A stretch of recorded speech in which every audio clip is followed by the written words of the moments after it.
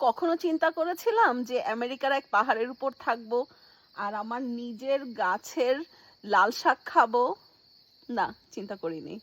আমরা যখন বাচ্চা ছিলাম তখন লাইফ একরকম ছিল, আর এখন যখন বাচ্চা আছে এখন জীবনটা অন্যরকম। মানুষের লাইফে কত চেঞ্জেস আসে না? একটা সময় ছিল আমার বাসায় যখন শাক রান্না হতো আমি ভেগে যেতাম, no, I hate vegetables. But এখন I'm kind of planting them. And আমি আমার মেয়েদেরকে বলি শাক খাওয়া অনেক ভালো, শাক খাও, শাক খাও। আর করল্লা, নো ওয়ে, ছোটবেলায় তো আমি করল্লার টেস্টও জানতাম না, আর এখন আমার বাসায় করল্লা গাছ আছে।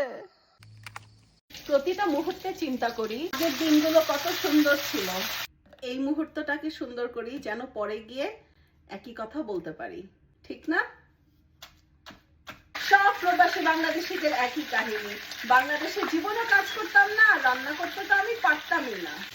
আমারও একই কাহিনী। আপনাদের সাথে গল্প করতে করতে আমি কত কিছু রান্না করে ফেললাম।